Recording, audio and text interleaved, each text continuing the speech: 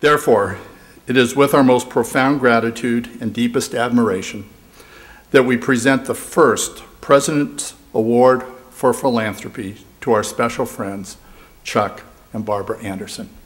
Please come up, Chuck.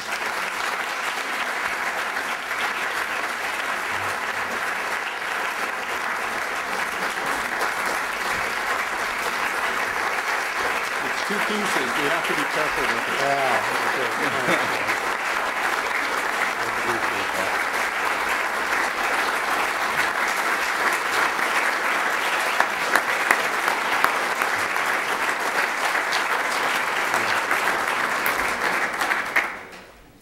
Good grief, I wish I didn't know so many of you.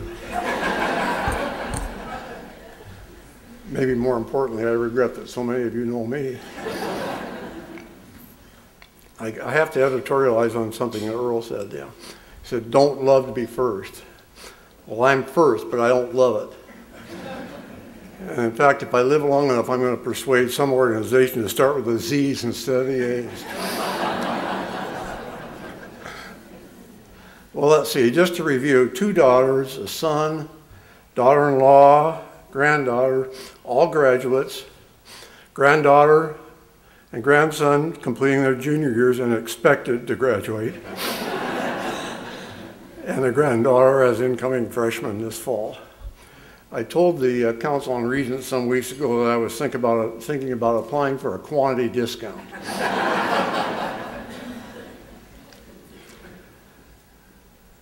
I'm way out of my comfort zone being up here.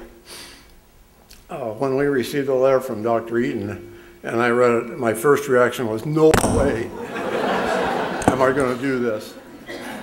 And then I talked to my kids and they said, well, what benefit will there be to the university? So I posed that question to Tom, and of course he handed me a giant dose of no, it was eloquence, that's the word. And someplace in there, I didn't understand everything he said, but someplace in there I think there was a modest yes, that he expected some kind of benefit to the university. So here I am. I like to think about organizations as pipelines. It just helps put everything in context. SPU, of course, is an educational pipeline. And a pipeline, to be effective, has to deliver something from here to there. And everybody associated with the pipeline has some kind of responsibility. The president's responsibility, of course, is to keep the pipeline full and flowing. And as we all are aware, Dr. Eaton does a wonderful job of that.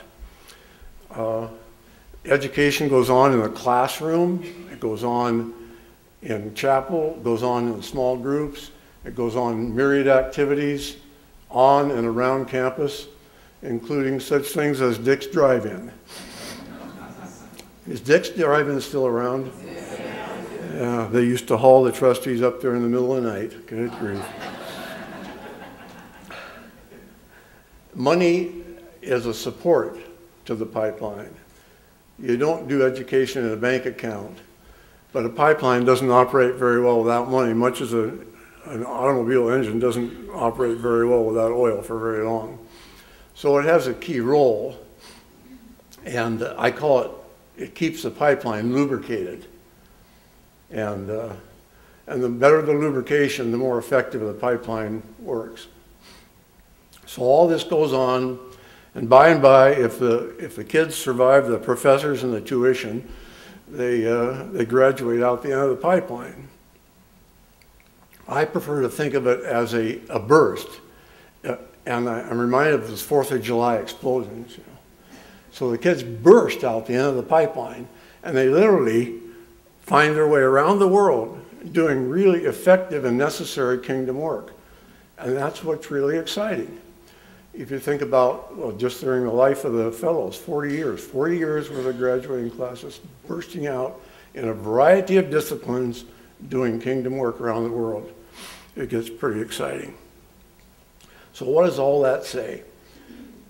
It says to us that, that SPU is a good pipeline, well worth keeping lubricated. And so on behalf of our entire family and on behalf of all of you, the Senior Lubrication Committee, I accept this reward or this award with humility and gratitude. Thank you very much.